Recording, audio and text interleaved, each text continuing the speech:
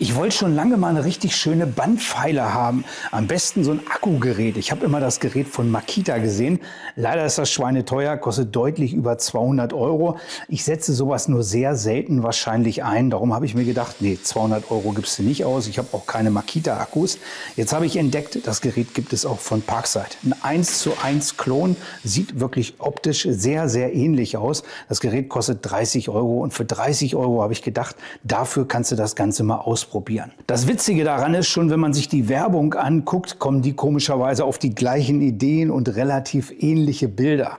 Ich habe mir das Gerät auf jeden Fall bestellt. Zum Zeitpunkt, wo ich das bestellt habe, hat das Gerät 30 Euro gekostet, hat eine Woche gedauert und dann habe ich das Gerät vor mir. Ich habe mir nebenbei für 5 Euro noch ein paar zusätzliche Metallschleifbänder gekauft. 2 Schleifbänder sind im Lieferumfang. Gravierendste Unterschied zu dem Gerät von Makita ist jetzt natürlich auf der einen Seite wahrscheinlich die Verarbeitung, die Werkstoffauswahl und das Makita-Gerät hat einen Brushless-Motor. Und ich habe hier ein Akkugerät mit dieser 20 Volt Akkuserie und das Gerät hat keinen Brushless-Motor, hat also einen herkömmlichen Motor. Aber im Prinzip, so von der Optik und von den Leistungsdaten, sehen die Geräte doch extrem gleich aus. Da muss man natürlich sagen, Makita ist da wohl der Vorreiter, hat als erstes so eine Bandpfeile, so eine Akkubandpfeile auf den Markt gebracht und mittlerweile gibt es relativ viele Clones von den Geräten und so hat auch Parkside gnadenlos das Gerät kopiert. Für mich als Anwender ist es natürlich entscheidend, ich möchte für so ein Werkzeug, was ich nicht jeden Tag einsetze, nicht Hunderte von Euros ausgeben und darum habe ich gesagt, für 30 Euro probiere ich das Ganze mal aus und da nehme ich euch natürlich mit. Wir gucken uns das Gerät mal im Detail an.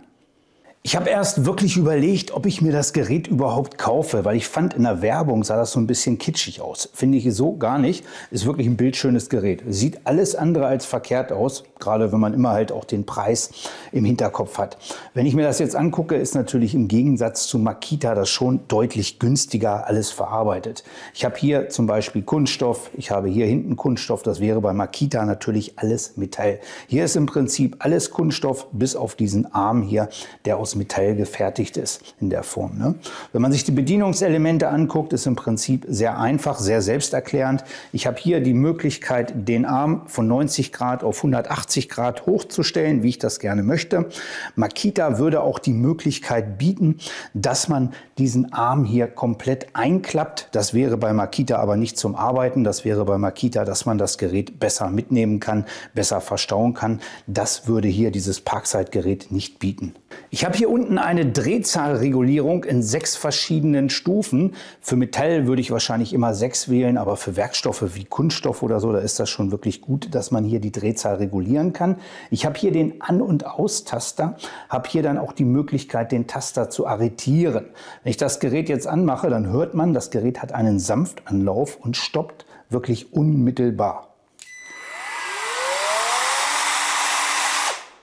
Ist eigentlich wirklich so der Idealzustand. Das heißt, wenn ich mit dem Gerät anfange zu arbeiten, dann startet es sehr sanft. Das ist natürlich für die ganze Mimik hier das Beste. Und auf der anderen Seite für die Sicherheit ist es natürlich am besten, wenn das Gerät unmittelbar aufhört, wenn ich den Taster loslasse. Wenn es mir zum Beispiel mal runterfällt oder so, kann ich mich an dem Schleifband nicht mehr verletzen. An dem Schleifarm haben wir die Möglichkeit, das Band auszurichten, das Band einzustellen. Das kennt man ja auch von jedem Bandschleifer. Wir haben hier die Möglichkeit, das Band zu spannen bzw. hier zu lösen. Ich habe es vorhin ganz einfach so gemacht. Ich habe das einfach ein bisschen zurückgedrückt und da hatte ich das Band hier auch drauf. Braucht man also nicht unbedingt, ist aber hier auch als Möglichkeit gegeben. Hier haben wir noch die Möglichkeit, einen Handgriff anzuschrauben. Braucht man im Prinzip wirklich nicht. Wenn man das Gerät hier in der Hand hat, das ist wirklich so leicht und so filigran. Man kann hier dann mit der zweiten Hand nochmal anfassen oder dergleichen. Also einen Handgriff, finde ich, eigentlich braucht man bei dem Gerät nicht. Wir haben hier genauso wie bei Makita auch diese kleine klappbare, verstellbare Lampe. Lampe leuchtet leider nur, wenn man wirklich hiermit arbeitet. Wenn man aufhört zu arbeiten, geht das Ganze auch unmittelbar aus. Und wenn ich damit eben so ein bisschen schon mal geschliffen habe, die Lampe bringt im Prinzip nichts. Also die hätte man sich auch aus meiner Sicht sparen können. Braucht man wirklich im Prinzip nicht. Es sei denn, man arbeitet hier in vollkommener Dunkelheit. Dann wird man den Schein vielleicht wahrnehmen. Aber so sieht man das überhaupt nicht, dass hier eine Lampe an ist. Gerät liegt sehr gut in der Hand. Gerät ist hier schön gummiert. Also bin ich wirklich begeistert. So auf den ersten Blick, wenn man das sich so anguckt oder so, macht das wirklich für 30 € einen sehr, sehr guten Eindruck. Ich hatte die letzten Monate auch mal ein paar Sachen vom Parkside, mit denen war ich überhaupt nicht zufrieden. Da habe ich auch gemeckert und da haben mich natürlich viele angezählt. Da gibt es dann gleich Kommentare, wie ist da ein Werbevertrag ausgelaufen oder dergleichen. Ich habe mir diese Bandpfeile ganz einfach selber gekauft und ich versuche hier objektiv für euch Werkzeuge zu testen, mit euch zusammen Werkzeuge zu testen, euch das vorzuführen. Das nur mal als kleine Randnotiz hier. Und jetzt wollen wir natürlich mit dem Gerät schleifen. Wenn ich das Gerät jetzt einschalte, das finde ich auch ein ganz wichtiger Faktor, dann kann ich das minutenlang hier einfach auf dem Akku stehen lassen und das Gerät bewegt sich nicht. Und das deutet natürlich an, dass das Gerät sehr wenig Vibration hat. Und das ist gerade für Schleifwerkzeuge natürlich auch ein sehr wichtiger Faktor. Wenn man Geräte hat, die eine hohe Vibration haben, dann geht das natürlich auch immer in die Hand und dann ist das natürlich körperlich ungesund und dann macht es auch wenig Spaß, damit zu arbeiten. Die Bandpfeile hier hat nahezu überhaupt keine Vibration. Die kann ich hier ganz einfach auf den Tisch hinstellen und nach einer halben Stunde steht die immer noch genau an der gleichen Stelle mit eingeschaltetem Motor selbstverständlich.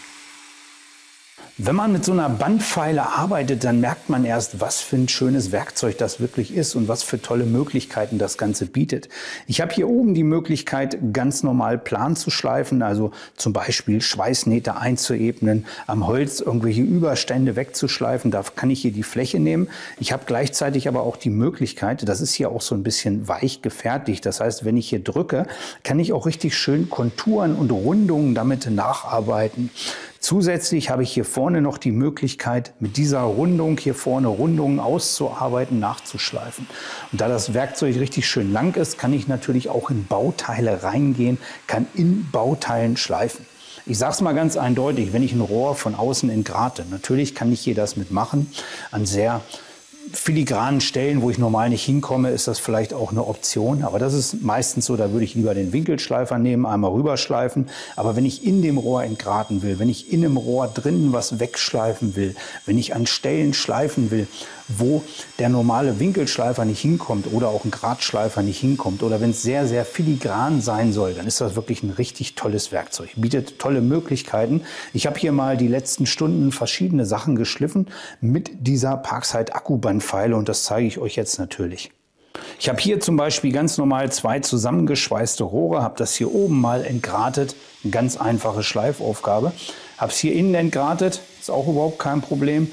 Und hier an der Seite, ich muss mal gucken, wo ist es? Da war auch eben noch eine Längsnaht. Die habe ich auch noch eingeebnet. Man hat hier drinnen 1 Zentimeter. Das heißt, die Bandpfeile hat 9 mm Breite. Ich habe hier also noch 1 mm Spalt. Das reicht, da kann man hier wirklich ein Stück, wirklich diese Innennaht noch wegschleifen. Ist problemlos möglich. Und das ist natürlich so eine Sache, wer das kennt mit inneren Nähten. Ich habe da relativ häufig mitzukämpfen, bei längsnahtgeschweißten Rohren auch oder so. Das kann man hier natürlich problemlos einebnen. Ich habe hier außen auch mal die Naht eingeebnet, auch sehr filigran, halt auch sehr genau auf der Naht gleich geschliffen. Das ist aber so eine Arbeit, die würde ich normal mit einem Winkelschleifer ausführen. Kann man aber auch machen. Man kann hier alles beschleifen, die Kanten schleifen, man kann hier alles abrunden, was man machen will. Aber ich finde gerade so diese inneren Arbeiten, auch diese innere Längsnaht wegzuschleifen oder so, das ist natürlich wirklich eine tolle Möglichkeit. Das könnte man natürlich auch alles mit der Feile ausführen. Aber wer will schon immer feilen, es ist natürlich immer schön, wenn man dafür ein Elektrowerkzeug hat. Geht deutlich schneller, braucht man sich nicht so quälen und man kommt deutlich tiefer, deutlich schöner in das Material rein. Das ist hier mal ein Übungsstück zum Schweißen und hier drin hat eine Kante übergestanden und die habe ich ganz einfach mal mit dieser Bandpfeile weggeschliffen. Ist auch eine Sache, könnte man sonst nur halt mit einer Handpfeile machen und dann kommt man da auch relativ schlecht dran zum Arbeiten. Hier hat man das innerhalb von Sekunden erledigt. Das hier ist auch ein sehr schöner Anwendungsfall. Das ist ein alter Kfz-Krümmer. Den habe ich hier zum Schweißen, zum Reparieren. Ich habe jetzt einfach mal hier komplett die Kontur hier vorne nachgeschliffen, habe das Ganze mal nachgearbeitet. Funktioniert wirklich richtig gut, weil das Band passt sich so richtig schön dieser Kontur an. Man kann das richtig schön nachschleifen. Hier innen habe ich das Ganze ausgerundet, habe es nachgeschliffen, habe sauber geschliffen, habe hier innen reingeschliffen. Das ist für mich auch immer wichtig, wenn ich sowas schweiße, wenn ich sowas repariere, dann muss natürlich die Schweißnahtvorbereitung sauber sein. Hiermit komme ich an Stellen, wo ich sonst nicht vernünftig schleifen kann. Und wenn ich das Ganze geschweißt habe, habe ich idealerweise ja eine Wurzel, habe einen gewissen Durchhang auch mal relativ schnell. Und den beschleife ich dann natürlich auch immer gerne, weil bei so einem Durchhang ist immer die Gefahr, dass das Ganze sich doch irgendwann löst und dass es dann wie so ein Geschoss durch so einen Auspuff durchgeht. Das will man natürlich nicht. Darum ist Beschleifen da natürlich immer eine schöne Lösung. Und mit dieser schönen Bandpfeile kommt man an Stellen, wo man sonst nicht hinkommt. Das Schleifen macht jetzt natürlich eine Menge Dreck und Staub. Dafür kann man hier unten aber einen Adapter anschließen und kann hier auch absaugen. Da entfernt man einfach diese Kappe. Jetzt hat man hier den Adapter oder diesen Ansaugstutzen und jetzt kann man hier den Sauger reinstecken. Ich habe hier schon so einen Parkside-Sauger, der passt, aber hat natürlich Spiel. Der wird wahrscheinlich rausfallen. Hier ist noch ein Adapter dabei, aber der passt dann auch nicht. Also ist nicht ganz so ideal gelöst. Jetzt werde ich hier einfach einmal Klebeband rumwickeln und dann können wir versuchen, damit abzusaugen. Man merkt hier gleich, wie gut die Absaugung funktioniert. Ich habe hier dieses Kfz-Bauteil einfach außen mal den Rost abgeschliffen und das ist natürlich eine richtige Drecksarbeit. Das würde man sofort in der Luft merken, merkt man jetzt in der Werkstatt nichts. Nachteil ist natürlich, wir haben hier mit dieser Bandpfeile ein sehr filigranes Werkzeug, das sonst wirklich sehr flexibel in der Hand ist und mit diesem Schlauch zum Absaugen wird das natürlich deutlich unhandlicher. Das ist halt immer so, muss man abwägen, wann man das Ganze benutzt und wann man nicht absaugt. Ich denke mal, für kleine Arbeiten zwischendurch braucht man das sicherlich nicht. Aber wenn man so einen Dreck irgendwo abschleift von wegen, dann ist das wirklich schon so ein Einsatzzweck, wo man sagt, da nimmt man eine Absaugung. Und ich finde auch gerade wieder hier an dieser äußeren Fläche, die ich hier eben beschliffen habe, sieht man schön, wie sich das Schleifband dieser Kontur anpasst und wie schön man das Ganze bearbeiten kann. Also so eine Akkubandpfeile an sich ist wirklich ein sehr schönes Werkzeug, ein sehr sinnvolles Werkzeug für viele Einsatzzwecke, wo ich mich sonst so ein bisschen gequält habe, kann man das wirklich toll einsetzen. Ist aber nichts, was man jeden Tag braucht wie ein Winkelschleifer. Darum greife ich da speziell auch sehr gerne zu günstigen Werkzeugen. Und Parkside 30 €, das hat mich angesprochen, habe ich mir bestellt. Aktuell sind es 34,90 € habe ich gesehen. Wird es sicherlich demnächst auch mal wieder im Angebot geben. Ich finde das Werkzeug auf jeden Fall mehr als okay. Also ist wirklich eine schöne Sache. Die Bänder, muss ich sagen, da bin ich jemand, da werde ich mir teurere kaufen. Ich habe mir sogar schon welche von 3M bestellt. Die werde ich dann natürlich auch noch mal ausprobieren. Also da sollte man immer auf Qualität achten bei Schleifbändern. Da sind die von Parkside nur so mittelmäßig. Für den Hausgebrauch sicherlich ausreichend, aber wenn man mal ein bisschen mehr schleift oder so, da wäre ich mehr für Qualität. An sich, das Werkzeug ist aber wirklich schön. Man bekommt hier für 30 € anständige Qualität. Liegt wirklich schön in der Hand, sieht gut aus, macht einen guten Eindruck, man kann da schön mitarbeiten. Mein Test hier, diese 2-3 Stunden, hat das Werkzeug wirklich super funktioniert und das ist das, wofür ich aussagekräftig bin. Ob ich da jetzt 5-6 Monate mit arbeite und immer noch zufrieden bin, das ist immer so die Frage. Ich mache ja manchmal auch so Langzeit Feedback-Tests, wo ich dann sage, von wegen, so gefällt mir das Werkzeug noch nach ein paar Monaten, mache ich vielleicht hier auch mal mit. Aber so der erste Eindruck ist wirklich mehr als gut. Bin ich wirklich sehr zufrieden und auch so von der Optik. In der Werbeprospekt, wenn man sich das anguckt, verlinke ich hier unter auch, dann sieht man, das wirkt so ein bisschen kitschig, habe ich vorhin schon mal gesagt, aber das ist es wirklich nicht. Schönes Werkzeug, gefällt mir richtig gut, kann man auf jeden Fall toll mitarbeiten. Bis dann, viel Spaß beim Schweißen, Schleifen. Gerät verlinke ich natürlich unter dem Video. Bis dann, euer Manni.